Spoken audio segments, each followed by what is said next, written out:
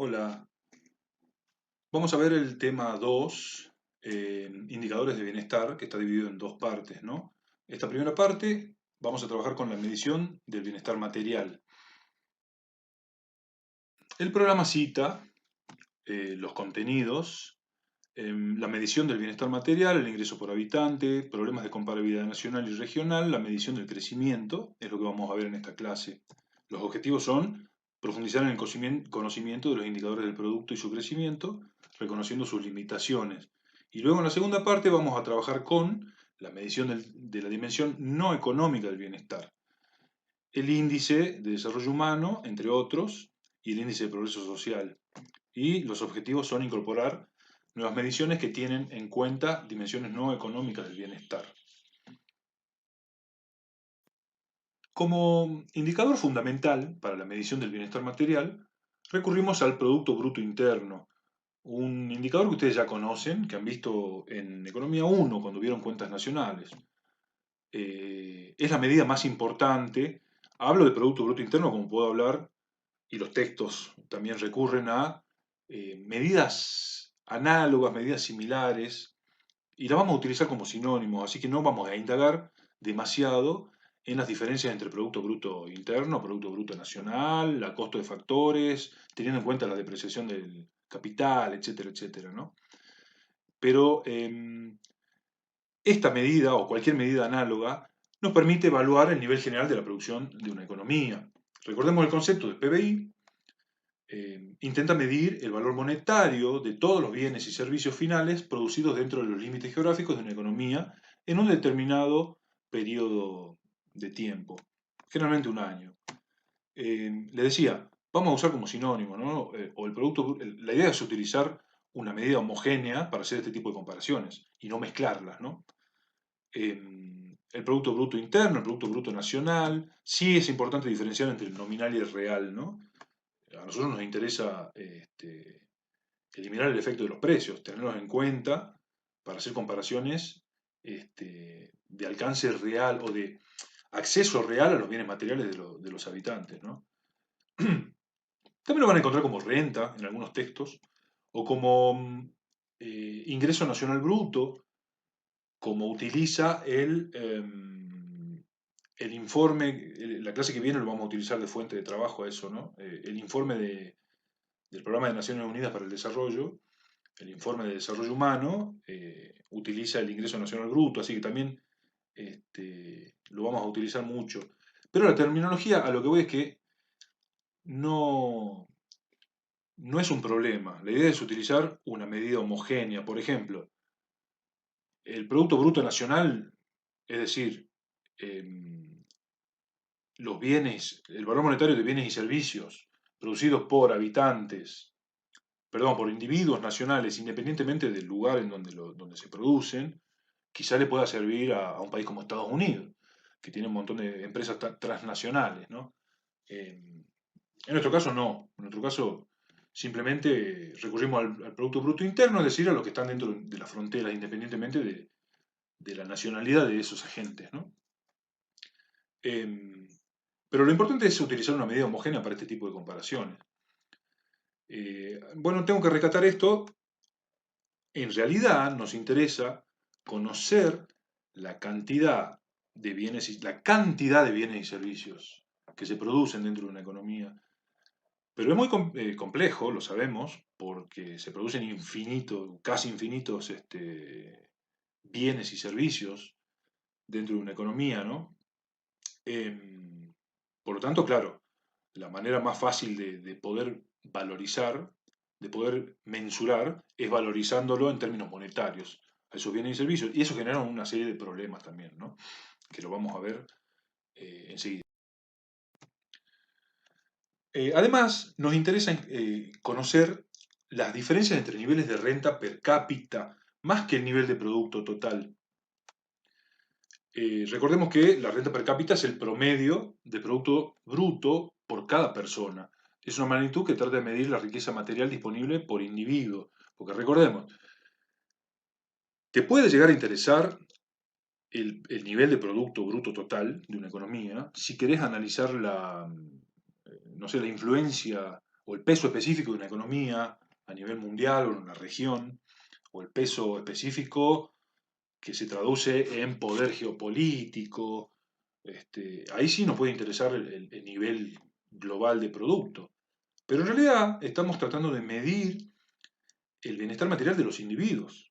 ¿Sí? Por eso lo dividimos por habitantes, lo que también acarrea una serie de problemas, ¿no? Sabemos que, a ver, si yo divido el PBI total por la población total, lo que obtengo es un promedio de producto por habitante, o un promedio de bienes y servicios producidos a lo largo de un año por habitante, o el alcance promedio de bienes y servicios que tiene a disposición un habitante en una economía en un momento determinado en promedio, ¿no? Y por lo tanto esto tiene acarrea todos los problemas que acarrean los promedios. Los promedios son medidas resumen que están distorsionadas o sesgadas por valores extremos. Y lo vamos a ver en el último tema de esta materia, ¿no? La distribución del ingreso es una distribución sumamente desigual, extremadamente desigual, lo cual eh, sesga este resultado. Aún así, nos sirve para hacer este tipo de comparaciones. Ahora les comento por qué. Pero bueno, tengamos en cuenta esta comparación. Tomemos a México y Australia, ¿no? El PBI en miles de millones de dólares nominales del año 2019 de México era de 1.241 miles de millones de dólares. Es decir, hay que agregarles 9 ceros a este número, ¿no? Un número muy grande. El de Australia, ese año fue de 1.417, no hay mucha diferencia, 1.417 miles de millones de dólares. Pero si tomamos en cuenta la población de México ese año, que era de 128 millones de habitantes, el Producto Bruto Interno per cápita alcanza menos de 10.000 dólares per cápita. En cambio, en Australia, con 25 millones de habitantes, alcanza un nivel de Producto per cápita de 55.000 dólares per cápita, lo cual implica unas más de 5 veces este, acceso o cantidad de bienes y servicios al alcance de los habitantes australianos respecto de los habitantes de México. Aquí una comparación entre regiones para que podamos magnificar estas diferencias que existen entre niveles de renta per cápita. Fíjense Europa Occidental. Esto es, les tengo que señalar que estamos hablando de, la moneda es el dólar de 2011, porque tenemos que hablar de una moneda homogénea para hacer este tipo de comparaciones. En Europa Occidental, el ingreso per cápita en promedio es de casi 40.000 dólares per cápita, ¿no? Hablamos de Francia, España, Suiza, Inglaterra. Luego Europa Oriental, Polonia, Rusia, Ucrania, tiene casi la mitad, fíjense, ¿no? De ingreso per cápita. Si nos vamos para Oriente Medio, estamos hablando de un promedio similar al de Europa Occidental, Oriental, ¿no? En Asia Oriental, ahí está incluido China, el promedio disminuye, ¿no? A 16.000 dólares per cápita. Luego venimos nosotros, América Latina y el Caribe, que tenemos un promedio de ingreso de 14.000 dólares per cápita. Y fíjense, África subsahariana, el ingreso promedio es de 3.500, la zona más pobre del mundo, ¿no? Pero si comparamos el ingreso per cápita de África subsahariana con Europa Occidental, estamos hablando de 10 veces menos. Las diferencias entre los niveles de renta son tan grandes que es muy difícil de entenderlo, de comprenderlo, de asimilar, de visualizar. Aún teniendo en cuenta que existen un montón de problemas a la hora de utilizar este tipo de indicadores, que ya vamos a ver un poco más adelante cuáles son, pero aún así son tan grandes las diferencias que esta serie de indicadores nos permite magnificar esta desigualdad en los ingresos per cápita. Aquí yo he tomado un gráfico que está en el texto de Weil, que forma parte de la bibliografía obligatoria, así que pueden recurrir ahí y verlos. Pero yo rapidito les voy a describir porque es una manera bastante didáctica de interpretar las diferencias entre los niveles de renta. Es una analogía que fue planteada por, se llama los desfiles, el desfile de los enanos de Penn. Porque, bueno, Penn fue un premio Nobel de Economía, que fue también el que planteó esta analogía. Lo que él decía es, tomemos eh, a todos los habitantes de la Tierra, ¿sí? Y los vemos desfilar. Ahora, la talla de estos habitantes se correlaciona con el nivel de renta per cápita del país en el que habita. Entonces, fíjense que hay una raya punteada ahí, ¿no? Que dice que la renta mundial, estos son datos viejos, del 2002, fíjense. Me encantaría replicar, ya intentaré replicar este gráfico para actualizar los datos, ¿no? Pero a pesar de que son viejos, todavía sirve.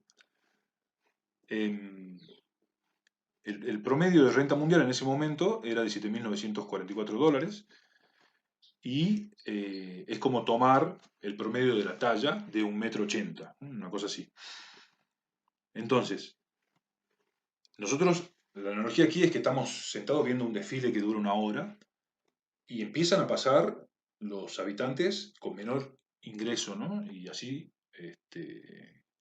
hasta alcanzar a los de mayores ingresos.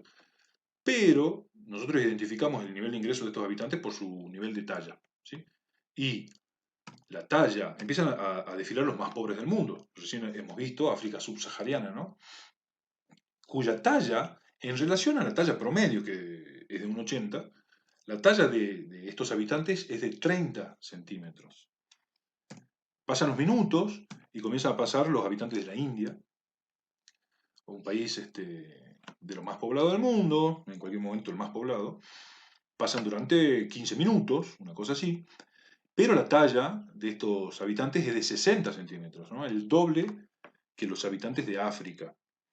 Esto ha cambiado, India ha crecido mucho en los últimos 20 años, pero más o menos se habrán movido de lugar algunos países, pero la desigualdad sigue siendo muy, muy importante, ¿no? Bueno, pasan los minutos y luego de media hora, la mitad del desfile, más o menos empiezan a pasar los chinos, que mide, bueno, también pasan durante 15 minutos, ¿no? El país más poblado del mundo, y su talla es de 90 centímetros. Continúa el desfile, empiezan a pasar personas cada vez más altas, y en los últimos 5 o 7 minutos empiezan a pasar los japoneses y los norteamericanos, y la talla, su talla es mayor a los 8 metros. Así que comparemos estos individuos gigantes, estos gigantes, ¿no? De 8 metros comparados con los africanos de África subsahariana de 30 centímetros, para que veamos la magnitud de las diferencias, ¿no? Y bueno, al último empiezan a pasar en aquel momento con estos datos Luxemburgo, el país más rico en ese momento, que miden, no sé, 13 metros, una cosa así. Entonces lo que vemos aquí es que en la mayoría del desfile, en la mayor parte del desfile, desfilan enanos, ¿no? Por eso el desfile de los enanos de Penn. ¿Y qué fue lo que pasó para que lleguemos a la situación que se nos presenta con el desfile de los enanos de Penn o con las tablas que vimos anteriormente? ¿Cómo hemos llegado hasta ahí? ¿Cuál fue el desempeño que tuvieron los diferentes países para llegar a una situación como esa? Aquí yo he tomado los datos de la base Madison Project, que es el proyecto de historia económica más importante del mundo, que pretende medir el producto de todos los países a lo largo de la historia de la humanidad. Eh, Pueden medir el nivel de producto en el año 1880 en Argentina y lo hacen. Medio complejo, ¿no? Cantidad de carretas producidas, cantidad de servicios de peluquería prestados, bueno, lo hacen. Fíjense, yo he tomado acá 1899. Argentina somos el color azul, ¿sí? El color rojo está de Estados Unidos, luego puse Australia, Brasil, China en celeste y Corea en naranja, creo. En 1899 Argentina tenía un ingreso de unos 5.400 dólares per cápita, dólares 2011. Estados Unidos tenía un ingreso de casi 8.000, ligeramente superior. Les cuento que, bueno, esto está actualizado, es la última publicación de Madison Project. Ahí tienen el link para, si quieren acceder. No, lo que les quería decir es que el año pasado yo tomé, la diferencia que yo tenía entre Argentina y Estados Unidos en 1899 no era la misma, ¿no? Porque, bueno, van haciendo algunos ajustes para atrás, algunos ajustes históricos, y se van modificando los datos históricos, ligeramente. Em, pero bueno, partimos de esa comparación hace 120 años y Argentina terminó con un ingreso per cápita de 18.600 dólares. Multiplicamos por un poco menos que 4. Estados Unidos terminó con un ingreso de 55.000, más de 55.000 dólares per cápita. Es decir, que ahí ya tenía más del doble, tenemos más del doble, no sé, casi el triple de ingreso de Estados Unidos respecto de Argentina, ingreso per cápita.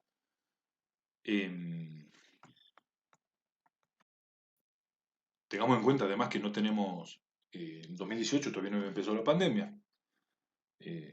Bueno, Argentina en 2018 cayó la economía, no el 18 cayó, el 2019 cayó, 2020 cayó brutalmente en todo el mundo. Así que bueno, debería ser medio deprimente que veamos los datos de Argentina actualizados. Pero bueno, tenemos hasta acá, ¿no? ¿Y qué pasó? ¿Cómo podemos medir el desempeño, ese desempeño en todo ese periodo para hacer una comparación con un indicador específico, ¿no? Para Estados Unidos y para Argentina, por ejemplo. Para eso tenemos un indicador que se conoce como tasa de crecimiento, ustedes ya lo conocen, que pretende medir el ritmo al que aumenta el producto de un país en un determinado periodo de tiempo. Acá estamos hablando de una tasa de punta a punta, digamos, ¿no? La conocen, la han visto, esta es tasa de crecimiento del producto, puede ser tasa de crecimiento de la población o de cualquier otro factor. Pero es muy simple. Fíjense, se toma el producto, en este caso producto, del año T más 1, es decir, del final de la película, menos el I sub T, el año base, ¿no? Contra el cual queremos comparar. Entonces, a lo largo de mucho tiempo, I sub T más 1 es mayor, generalmente es mayor que I sub T, pero ojo que si estamos haciendo comparaciones de cortos periodos de tiempo, por ejemplo Argentina, si nosotros agarramos 2010 contra 2020, el numerador va a ser negativo, ¿no? Seguro. El producto de hoy, del 2020, es menor que el del 2010. Entonces, esto nos va a dar negativo. Pero bueno, con un periodo de tiempo largo, es lógico que estos valores sean positivos. Y eso se sopesa o se mide en términos de el ingreso del año base. Es decir, cuánto pesa esa variación que hubo entre el año I sub t y en el año t y el año t más 1 respecto de el año base, ¿no? Esto siempre se los pongo, porque cuando veamos crecimiento económico hay que tener cuidado al comparar el nivel de producto, que no es lo mismo que comparar la tasa de crecimiento del producto. Ahora parece bastante lógico, pero luego cuando veamos crecimiento económico se generan muchas confusiones, ¿no? Y es importante que empecemos a diferenciarlas ahora.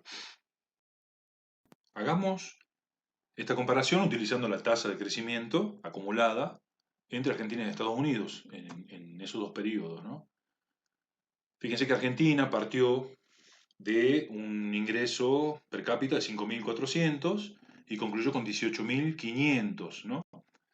Y eso dividido 5.400 dólares per cápita, que es el año base, 1899, nos da que la diferencia entre el ingreso per cápita de 2018 respecto de el ingreso per cápita de 1899 es 2,43 veces el tamaño del ingreso per cápita en 1899. Lo bueno es que podemos expresarlo en porcentaje, ¿no? Lo multiplicamos por 100 y podemos decir que la economía argentina se expandió un 243%, perdón, no la economía argentina, el ingreso per cápita argentino se expandió un 243% en ese periodo. En cambio, en Estados Unidos hacemos el mismo cálculo y nos da que de punta a punta se multiplicó por 6, ¿sí? Casi un 600% el tamaño del ingreso per cápita en el 2018 respecto de 1899. Esto nos da una idea de ese resultado, ¿no? Esa gran divergencia entre cómo se fue produciendo, ¿no? A lo largo de toda la película. Hay discusión del momento en el que comienza no sé si usa la palabra debacle, Argentina. Eh, Hay una discusión, ¿no? Entre los historiadores económicos, pero en general están más o menos de acuerdo que más o menos en la década del 30, con la crisis del 30, se empieza a alejar Argentina del resto de los países centrales. Bueno, luego se pone también el año 19, mediados de los 70, ¿no? Que bueno, ese sí es bastante evidente, fíjense cómo se abre las curvas, ¿no? Cómo divergen. Pero fíjense, yo acá les puse que si comparamos el ingreso de los Estados Unidos en 2018 respecto de el de 1899, 6 veces más grande, estamos ante otro tipo de desfile, porque los ciudadanos de Estados Unidos de 2018 son gigantes al lado de aquellos ciudadanos de 1899. Y nosotros también, pero no tanto. Nosotros somos 2 veces y media los habitantes argentinos de aquella época. Los norteamericanos son 6 veces más altos, ¿no? Entonces estamos ante otro tipo de desfile. Ahora bien, vamos a calcular otra tasa que ya conocen, que se conoce como tasa media de crecimiento, a no confundir con la tasa acumulada de crecimiento. Partiendo de esa tasa que hemos visto recién, fíjense que podemos despejar aquí y sub t más 1. Y llegamos a la conclusión de que el producto en el año t más 1 va a ser igual a el producto en el año base por 1 más la tasa de crecimiento que hubo entre esos dos periodos. En el momento IT más 2 va a ser igual a el producto en el momento T más 1 por 1 más la tasa de crecimiento que hubo entre T más 1 y T más 2. Aquí podemos reemplazar IT más 1, que ya lo tenemos ahí arriba, y vamos a decir que IT más 2 es igual a el producto en el año base por 1 más la tasa de crecimiento 2 veces, tomando una tasa de crecimiento homogénea, ¿no?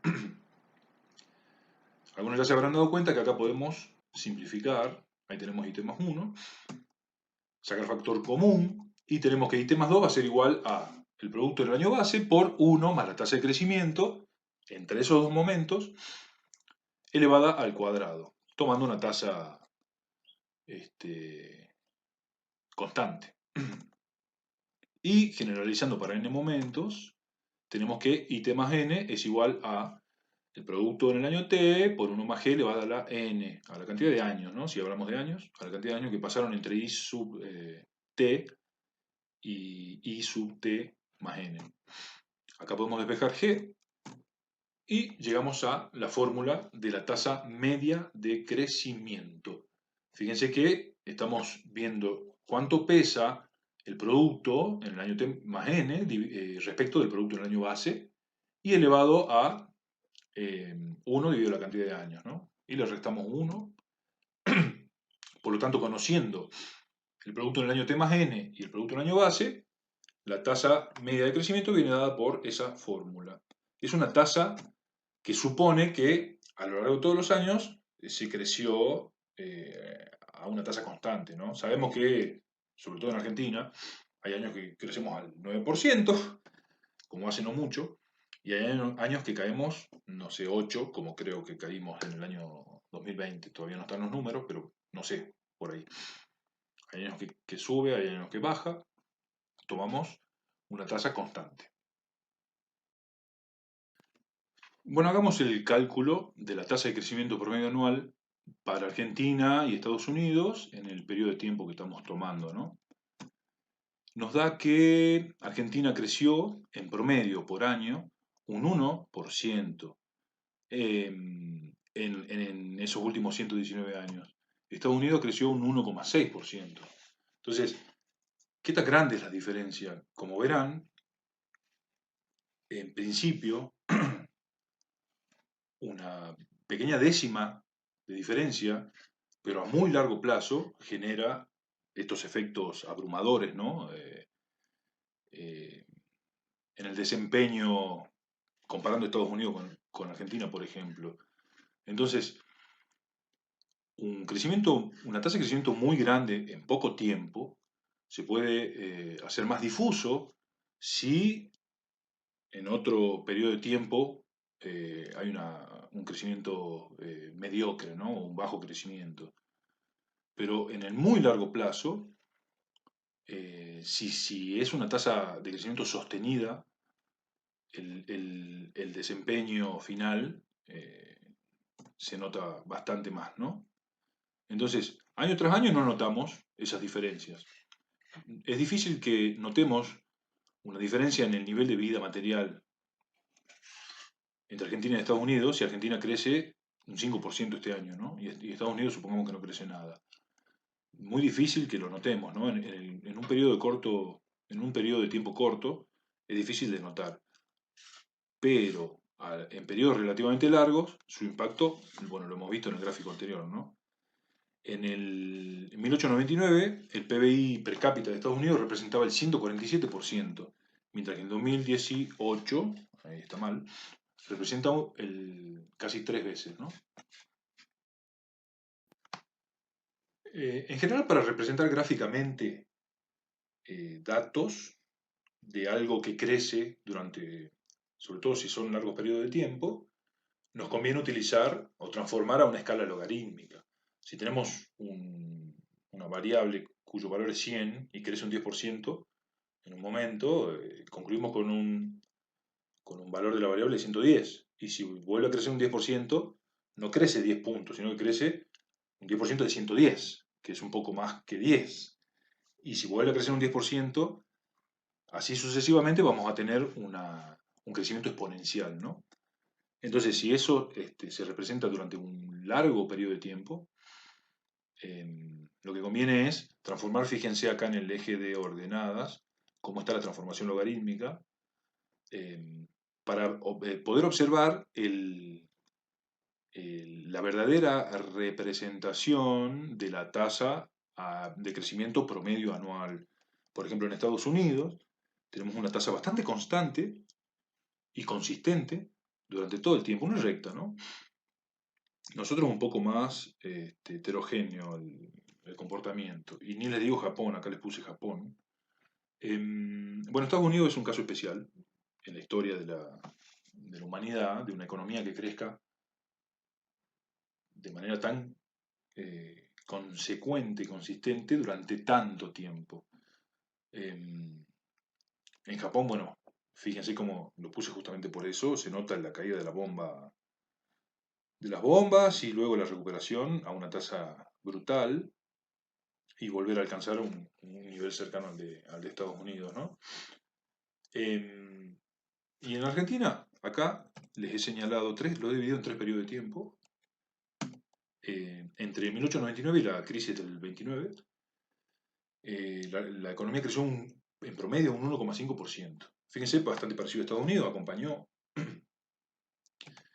Luego, recién les comenté que hay un acuerdo entre los historiadores económicos que hubo un cambio importante a partir de más o menos 1930.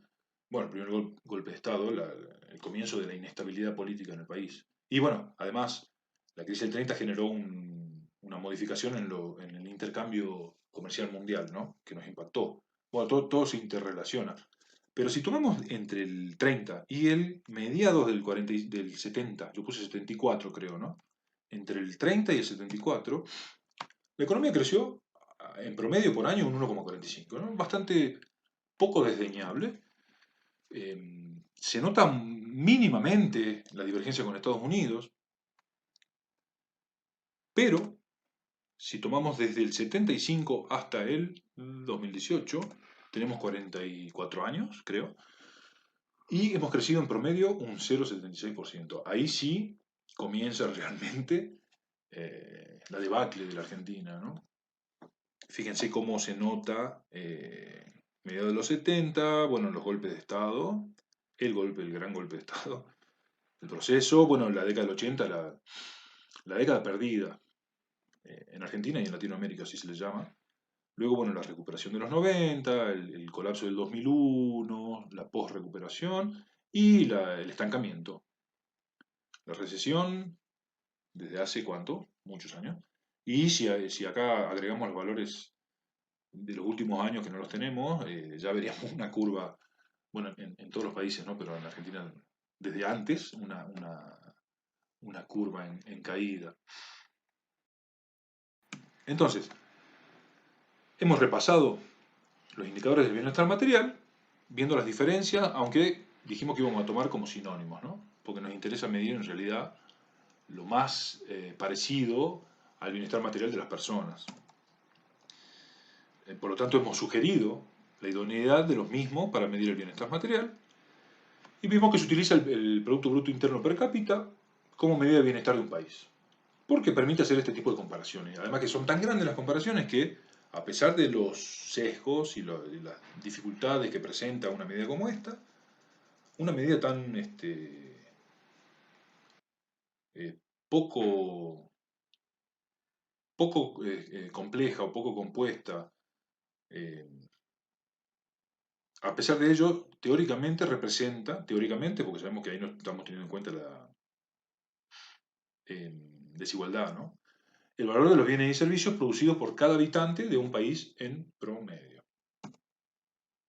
Y también, bueno, hicimos un análisis para comparar el bienestar material entre los diferentes países y a lo largo de la historia.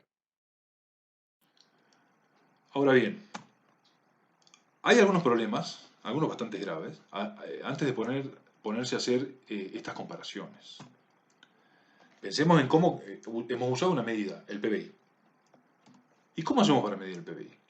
Agarramos los bienes y servicios, esa Q sub I representa todos los bienes y servicios producidos a lo largo de un año, bienes y servicios finales, a lo largo de un año en un país. Y lo multiplicamos por su precio, ¿no? Necesitamos el valor monetario. ¿Y qué problemas pueden surgir al intentar medir esto en cada uno de los países del mundo? Un problema de unidades de medida.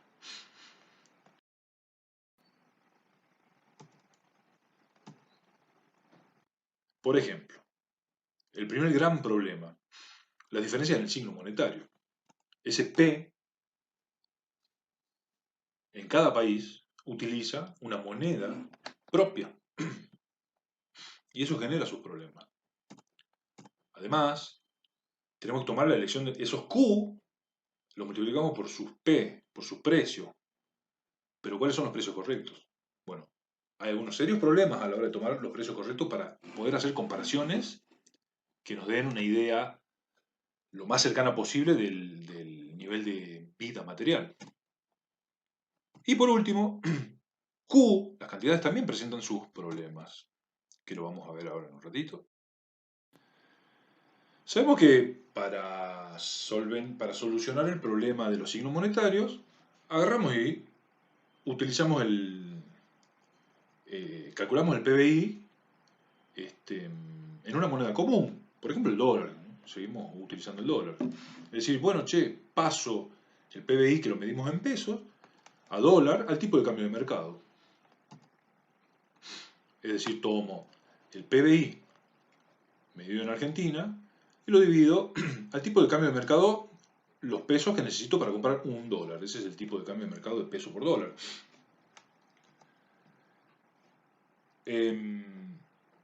¿A qué tipo de cambio de mercado? Bueno, vamos a tratar de simplificar. Porque acá, ¿qué tipo de cambio de mercado tenemos? El oficial, el contado con liquidación, el blue, bueno, no sé, hay 5 o 6 tipos de cambio de mercado. Pero bueno, lo vamos a simplificar porque aún así un tipo de cambio de mercado también genera una serie de problemas. Los problemas que tiene el tipo de cambio de mercado son, entre otros, que fluctúa diariamente. A veces mucho y no necesariamente alrededor del precio correcto. Por ejemplo, hoy tomemos el oficial, ¿no? Para no complicarnos. El tipo de cambio es de 100 pesos por dólar. Y si mañana devalúan, ojalá que no, un 30%, significa que si mido el PBI de la Argentina en dólares al tipo de cambio, hoy, me da una cosa, y mañana, post devaluación de un 30% de la moneda, me da un 30% menos. Pero volvamos al principio. Nosotros queremos saber la cantidad de bienes y servicios producidos en un país. Y bueno, divididos por los habitantes, ¿no? Cantidad de bienes y servicios que le quedan a disposición a los habitantes de un país. Entonces, ¿cuál es el verdadero, el de hoy o el de mañana con una devaluación del 30%? Porque nos da bastante distinto, ¿no? Un 30% distinto. Insisto, nos interesan las cantidades. Por otro lado, los tipos de cambio tienden a ser tales que el precio de los bienes comerciados es el mismo. Cuando decimos bienes comerciados, nos referimos a bienes comerciados internacionalmente, ¿no? Bienes transables, lo van a encontrar en los textos así también. Es el mismo cuando estos precios se convierten en una moneda común al tipo de cambio de mercado. Esto se conoce como ley de un solo precio que se genera o se produce a través del arbitraje. ¿Qué significa esto? A ver, el arbitraje implica las decisiones de los agentes. Si en Uruguay un celular cuesta X pesos uruguayos o X dólares y en Argentina están más caros, a un empresario uruguayo le conviene agarrar los celulares y venir a venderlos a Argentina porque están más caros aquí. Eso se llama arbitraje. Y eso va a seguir sucediendo hasta que el precio del celular en Argentina se equilibre a un precio internacional. Olvidémonos de los impuestos, de las trabas a la importación, a la exportación, olvidémonos, ¿no? Simplifiquemos. En un mercado de competencia perfecta, los tipos de cambio, por ejemplo, en un mercado común, los precios de los bienes son bastante parecidos, ¿no? Los precios internos son bastante parecidos, se equilibran cuando hay libre movilidad de trabajadores, libre movilidad de capitales, libre movilidad de bienes, etcétera, ¿no? Se tiende a, a equilibrar, por eso se llama ley de un solo precio. Tomemos en cuenta, bueno, el celular, ¿no? El tipo de cambio de mercado, fíjese que vamos a utilizar el celular como una moneda, entre comillas. Si tomamos el precio del celular en Argentina y lo dividimos por el precio del celular en Estados Unidos, supongamos que en Argentina sale 10.000 pesos, pesos argentinos, y en Estados Unidos sale 100 dólares. Entonces, a través del celular, vamos a llegar a la conclusión de que, siendo que el celular es un bien transable, ¿no? Un bien que se comercia internacionalmente, el tipo de cambio del peso por el dólar es de 10 pesos por un dólar. Fíjense que hemos tomado el celular para alcanzar esa transitividad, ¿no? Eh, ¿Cuántos pesos necesito en Argentina para comprar un celular Samsung? 10.000 pesos. Lo puedo decir de otra manera. ¿Cuántos pesos argentinos compro con un celular Samsung? Compro 10.000 pesos. ¿Y cuántos dólares en Estados Unidos compro con un celular? Y compra 100 dólares. Y bueno, utilizando el celular o un bien transable cualquiera, ¿no? Una tonelada de soja, una tonelada de trigo, el petróleo, qué sé yo. Podemos conocer y teniendo en cuenta la teoría de la ley de un solo precio, ¿no? Entonces, los tipos de cambio no son más que precios, porque estamos viendo cuántos pesos compro con un dólar o cuántos dólares compro con un peso. o como hicimos recién, ¿cuántos pesos compro con un celular Samsung? Los niveles de estos precios solo dependen de los productos, incluyendo el capital, que cruzan las fronteras internacionales. Es decir, hablamos de bienes comerciados internacionalmente, o el tipo de precio, perdón, el tipo de cambio de un país, en realidad tiene que ver con el comercio internacional, con las importaciones y las exportaciones, y no con las cosas que pasan internamente, con los bienes que se comercian internamente. Usted me dirá, bueno, sí hay factores, mientras más abierta una economía, más pesa a la hora de transar un bien internamente, y que un bien que no se comercia, qué sé yo, un corte de pelo o un café en la confitería, no se comercia a nivel internacional. Son bienes o servicios que se comercian internamente, pero hay un componente de comercio internacional ahí dentro, porque qué sé yo, capaz que el café hay que traerlo, es importado, etcétera, etcétera, ¿no? Em, Lo que, el resultado final de este análisis que estamos haciendo es que los precios de los bienes que se comercian internacionalmente, los bienes transables, tienden a ser mucho mayores comparando con los bienes que se comercian internamente en los países pobres. De nuevo, en los países más pobres, los bienes que se comercian internacionalmente, como un celular Samsung, una tonelada de soja, tienden a ser mucho más caros en relación a los que no se comercian, como un café en la confitería. Eso pasa en los países pobres. En los países más ricos, la distancia entre los precios que se transan internacionalmente respecto de los que se transan internamente es mucho menor, por diversas cuestiones. Todo lo anterior implica que si queremos hacer comparaciones del producto utilizando el tipo de cambio de mercado, en realidad subestimamos, y bastante, la renta relativa de los países en vías de desarrollo. No me interesa eh, eh, el precio de un café en, no sé, en Nueva Delhi, en una confitería de Nueva Delhi, y el precio de un café en una confitería de Manhattan, sino que me interesan las cantidades. Pero el problema está en que en India miden en rupia los cafés vendidos en las confiterías. Y la rupia tiene mucho menos poder de compra en la India que en Estados Unidos.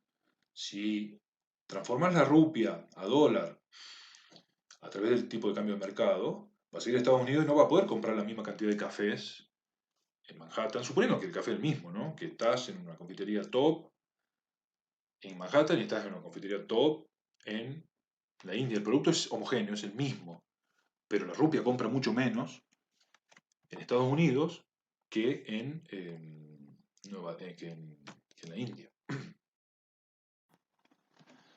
Entonces, para elegir los precios correctos, ¿qué podemos hacer?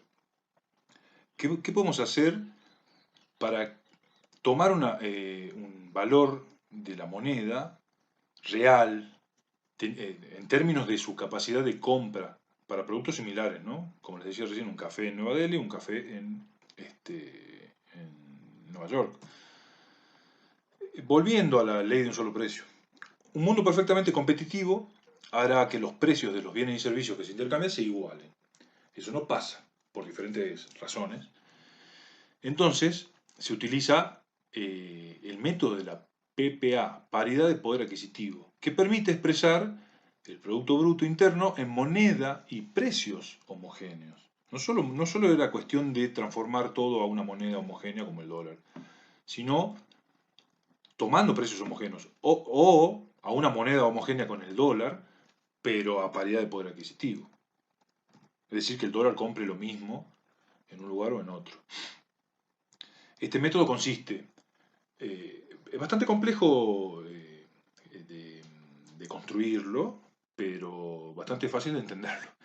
El método consiste en construir precios internacionales de una canasta de bienes. Es decir, es una enorme canasta de bienes, ¿no?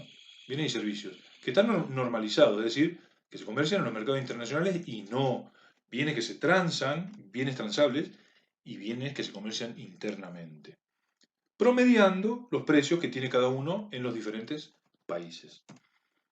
A través de este método, el tipo de cambio entre las monedas de dos países es igual a la relación del nivel de precios de esos dos países. Dicho de otra manera, el peso argentino compra lo mismo en Argentina o en Estados Unidos o en cualquier país, ¿no? O el dólar, a paridad de poder adquisitivo, tiene el mismo poder de compra en Estados Unidos, en Japón, en la India o en Argentina.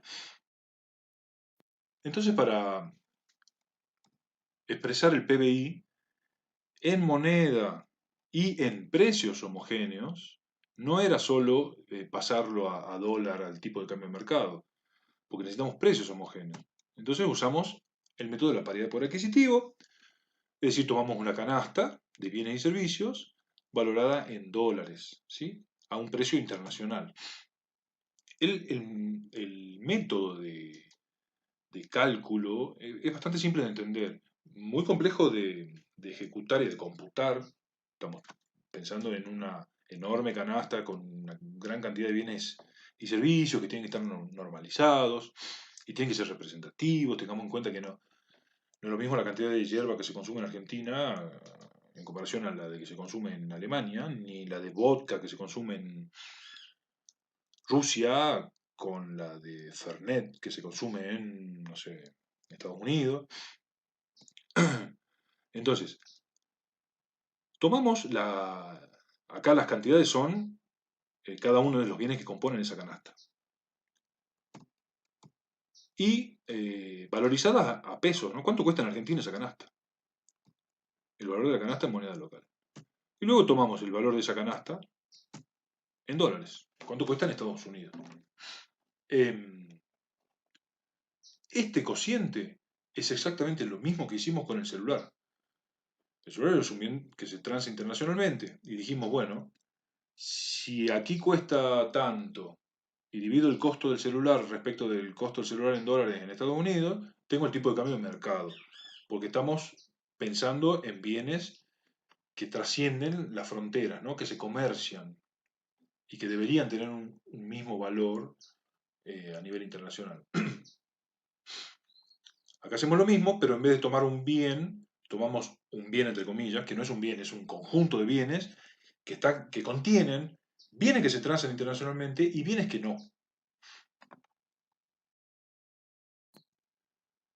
Por lo tanto, una vez que conocemos el tipo de cambio de paridad de poder adquisitivo, podemos expresar el PBI local en moneda y precios comunes internacionalmente. Es decir, para expresar el PBI a paridad de poder adquisitivo en dólares, tomamos el PBI argentino en pesos, o el PBI local, y lo dividimos por el tipo de cambio, pero no por el tipo de cambio de mercado, sino por el tipo de cambio de paridad de poder adquisitivo. En resumen, este método tiene en cuenta las diferencias de los niveles de precios en los distintos países. Por lo tanto, la estimación tiende a ser más precisa que la basada al tipo de cambio de mercado. En los países en desarrollo, hemos dicho recién, los precios de los bienes y servicios que no se comercian suelen ser relativamente bajos en comparación a los que sí se comercian, ¿no? Por lo tanto, la moneda local tiene más poder adquisitivo en el país que en el exterior. El peso puede comprar cierta cantidad de bienes aquí, en el país, ya sean comerciados o no comerciados, pero en Estados Unidos no compra la misma cantidad, porque para comprar en Estados Unidos tengo que pasarla a dólar, y para pasarlo a dólar tengo que pasar por el tipo de cambio de mercado, y voy a comprar mucho menos. Entonces, este método lo que pretende es imputarle al peso, a la moneda local, el mismo poder de compra en Argentina, en Estados Unidos y en cualquier otro país. O al revés, el espejo, digamos.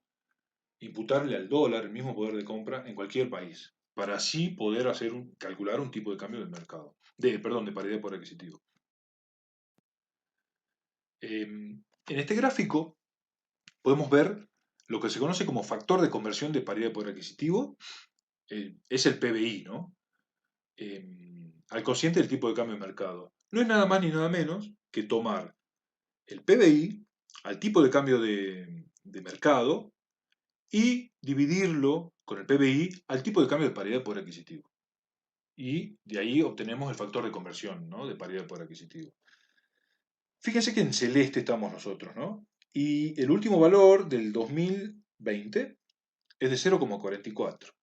¿Qué significa?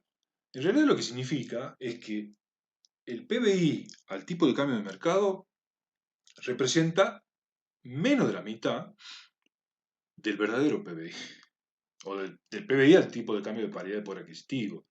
Recordemos, a nosotros nos interesa conocer la cantidad de bienes y servicios. Para hacerlo, recurrimos a un indicador que se llama PBI.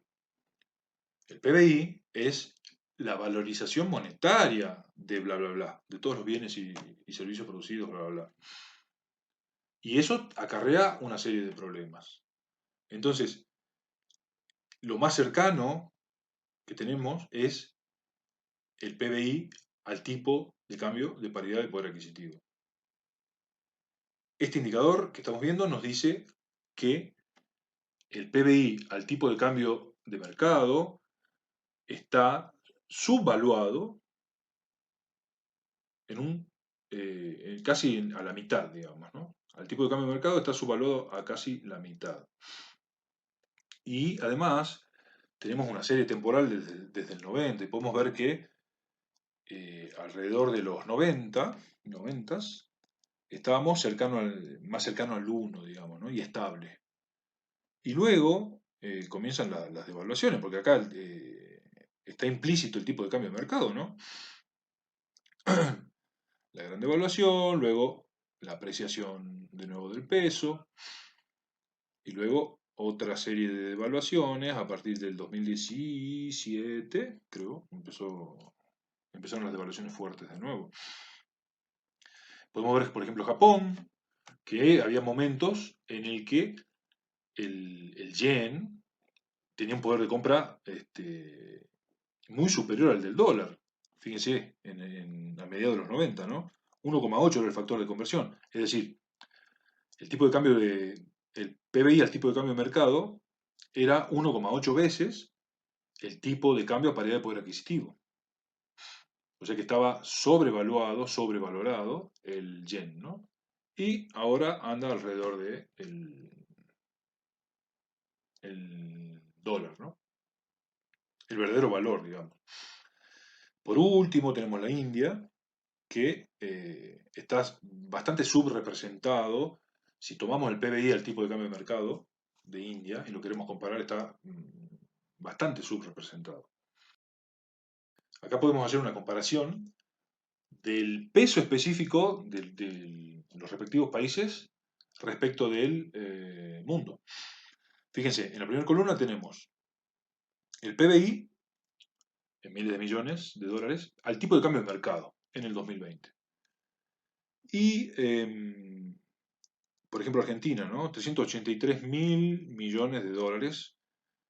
eh, el PBI en el 2020, es una estimación, ¿no? Del Banco Mundial. Proyección, perdón. Si tomamos el PBI a paridad de poder adquisitivo, fíjense que Argentina tiene 942 mil millones de dólares PPA, ¿no? Acá hay que eh, señalar fuertemente eso, ¿no?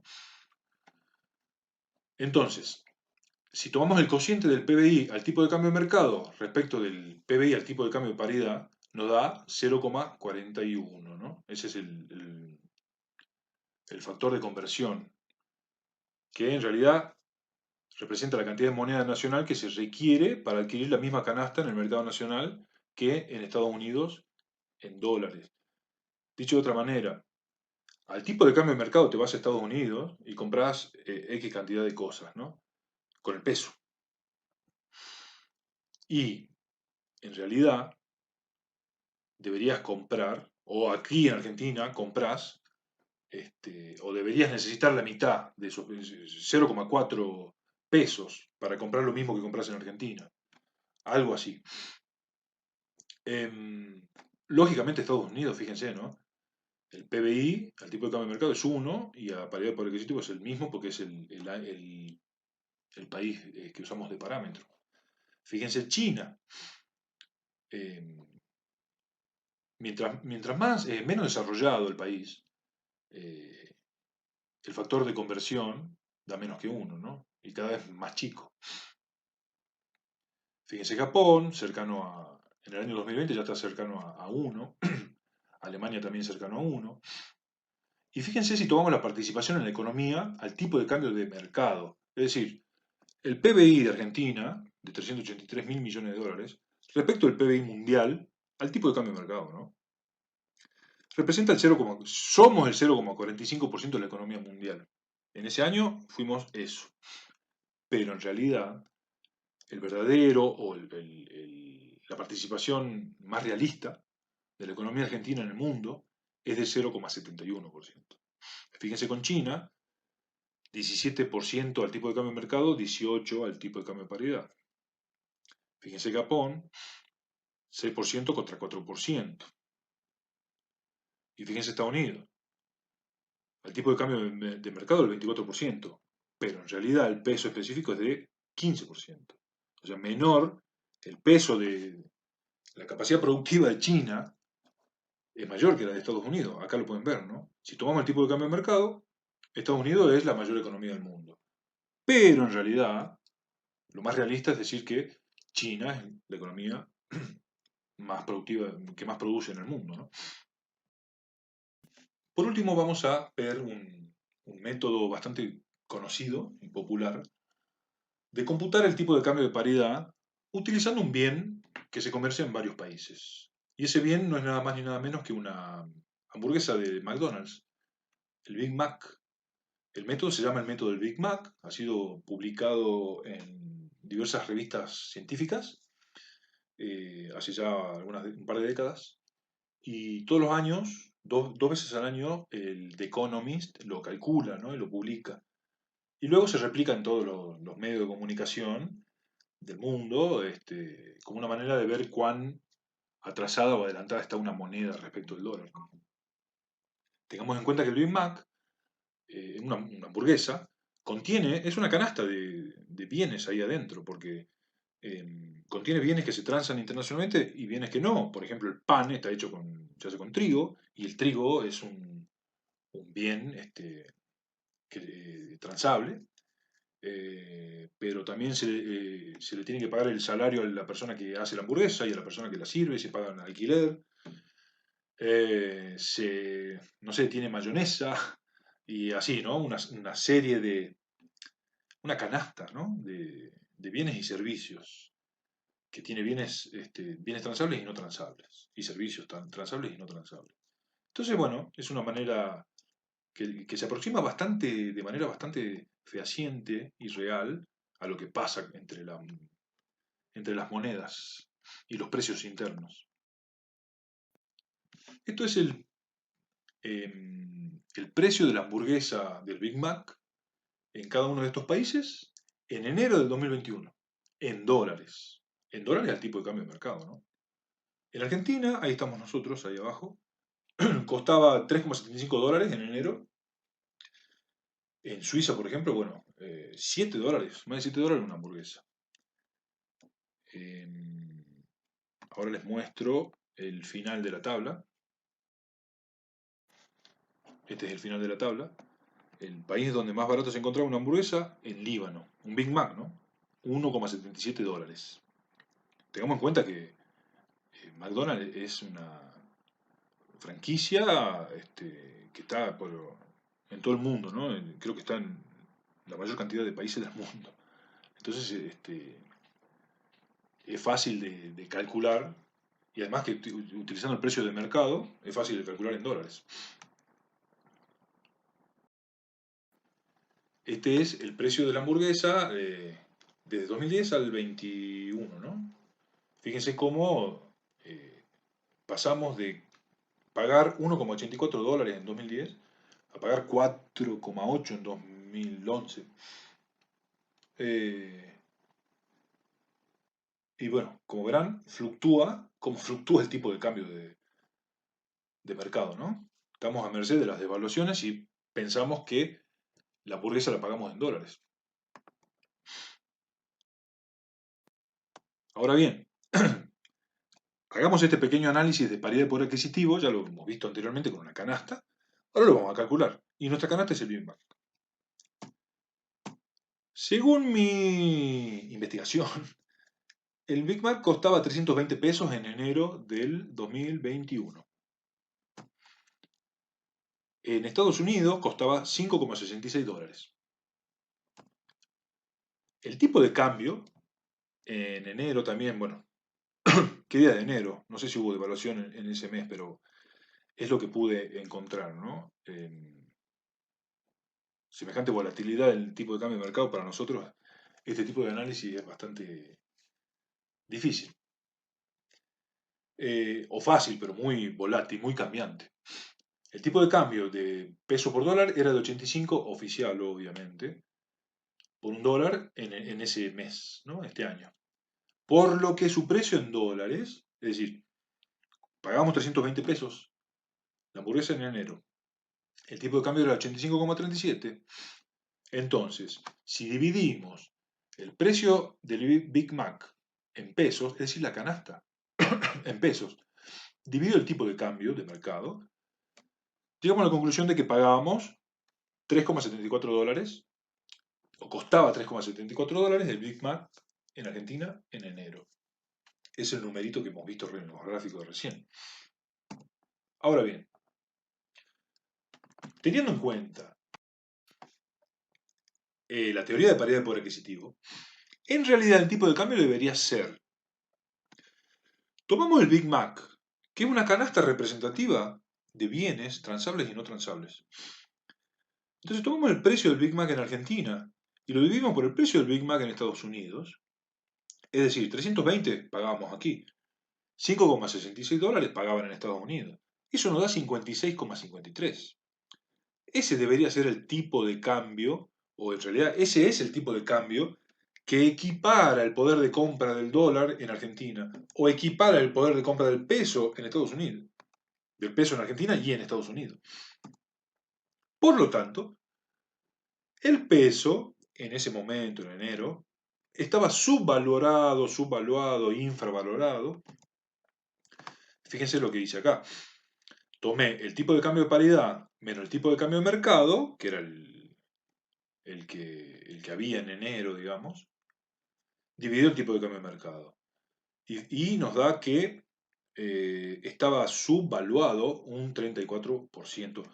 El tipo de cambio oficial, ¿no? Ese número que ven acá, 85, a ver si lo señalé, ese, es el tipo de cambio oficial, ¿no? Ese que no conseguimos, ese. Bueno, obviamente el tipo de cambio blue, eh, mucho más, ¿no? Pero bueno, no hice el cálculo con el blue. Bien. Bueno, acá una publicación, creo que de Infobae, donde teníamos las monedas, fíjense, ¿no? La subvaluación o acá le llaman infravalorada, divisa infravalorada. El Líbano era la que más infravalorada estaba, Rusia, Turquía, y nosotros andamos por acá. Y luego, bueno, Suiza, la más sobrevalorada, ¿no? Sobrevaluada. Es mucho, es poco, lo que nos pasa, es el oficial, insisto, ante tantos tipos de cambio y tanta inestabilidad monetaria, eh, nos olvidemos que estamos en Argentina y pensemos este método del tipo de cambio de paridad para cualquier país.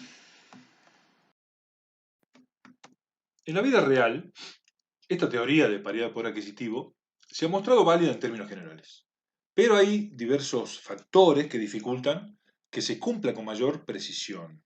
Es decir, la teoría dice que a largo plazo tiene que pasar eso, se tienen que equiparar los bienes, el precio de los bienes en todos los países, ¿no? Ya sean internos, que se comercien internamente o externamente. Pero, por diversas razones, no pasa. Hay servicios difícilmente comercializables, lógico. Un dentista puede atender acá y no puede irse a atender no sé, a Bolivia. No es fácil atender internacionalmente. Quizá ahora muchos servicios con el tema de la conectividad. Por ejemplo, un capacitador de empresas puede quizá trabajar en cualquier, elige el país, ¿no? Porque lo hace por Zoom. Entonces, bueno, eso hace que se equiparen ciertos tipos de servicios, el precio de ciertos tipos de servicios a nivel internacional.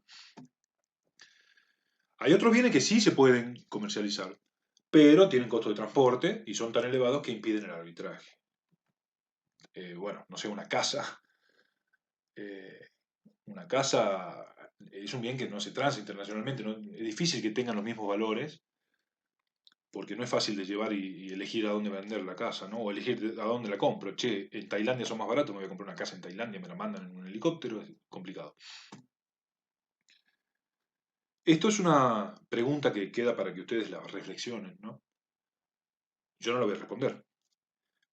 ¿Qué medida muestra una mayor igualdad entre países de todo el mundo? ¿El PBI calculado a tipo de cambio o el calculado a paridad de poder adquisitivo? Es decir, tomamos una serie de PBIs de los países a tipo de cambio de mercado y al tipo de cambio de paridad. ¿En dónde vamos a ver mayor igualdad? Piénsenlo y traten de explicarlo. Bueno, para cerrar, también existe un problema de los Q, de las cantidades, ¿no? Acuérdense que era la sumatoria de todos los P por P sub I por Q sub I. Existen actividades económicas que no se registran, principalmente eso. Y para colmo, es mucho mayor el peso de la actividad que no se registra en los países más pobres que en los países más ricos. Parte de la producción legal declarada no se computa por problemas técnicos metodológicos. No es fácil de medir y de estimar el PBI de los países, y esos problemas son técnicos, son más difíciles de resolver en los países de menos desarrollo. Además, hay una producción legal que no se declara. El sistema de persecución de fraude fiscal, ¿no? Te persigue AFIP y tratas de no declarar, y pasa también que los países de menos desarrollo es más grande la producción no declarada, ¿no? ¿Cuánto declara, no sé, la, el sector de los restaurantes? ¿Cuánto declara de lo que venden? Además, bueno, la producción ilegal, por ejemplo, las drogas, ¿no? Son bienes que se comercian y no están contabilizados. Les cuento que hay un programa en Unión Europea, ya lleva, no sé, 10 años, que a partir de encuestas y de diversos datos y proxies que intentan aproximarse al comercio, al verdadero valor que se produce en el comercio por ejemplo, de las drogas, ¿no? O de la prostitución. Entonces, conocen más o menos a partir de encuestas el consumo que hace la población de ese tipo de bienes y servicios y lo imputan en el Producto Bruto Interno, ¿no? de la Unión Europea. Entonces se intenta solucionar o superar ese problema porque se pretende conocer el verdadero comportamiento, el verdadero valor de producción de la economía. Y por último, también existe producción para autoconsumo. Y esa producción no está, no está contabilizada, ¿no? Por ejemplo, la atención a los mayores es un servicio que en general en los países más pobres lo lleva a cabo la población de menor edad. No está registrado, no se le paga, o sí, pero bueno, no está registrado, ¿no? Y en los países más, por ejemplo, en Europa, está registrado, ¿no? Hay un salario y es un trabajo como cualquier otro, en blanco, digamos, como en nuestro lenguaje, ¿no? Regulado. También la producción para autoconsumo. Eh, por ejemplo, una huerta no se registra lo que se produce y el consumo de ese tipo de producción, ¿no? Así que todo esto también genera problemas de sesgos en el valor del PBI. Y sobre todo en los países, o digamos, distorsiona mucho más en los países más de menor desarrollo. Eso hace que el valor de los Q se subestime. Bueno, la bibliografía obligatoria es David Weil y Debra Ray. Son dos capítulos muy cortitos, ¿no? Introductorios. Y luego sí, yo he tomado algunas cosas de Krugman, no lo tienen subido en la plataforma. Eh, el tema de poder adquisitivo, sí he tomado algunos conceptos de ahí, no es necesario. Sajid Al-Rain, bueno, no está subido en la plataforma tampoco, así que, pero sí he tomado algunos conceptos de ahí. Muchas gracias.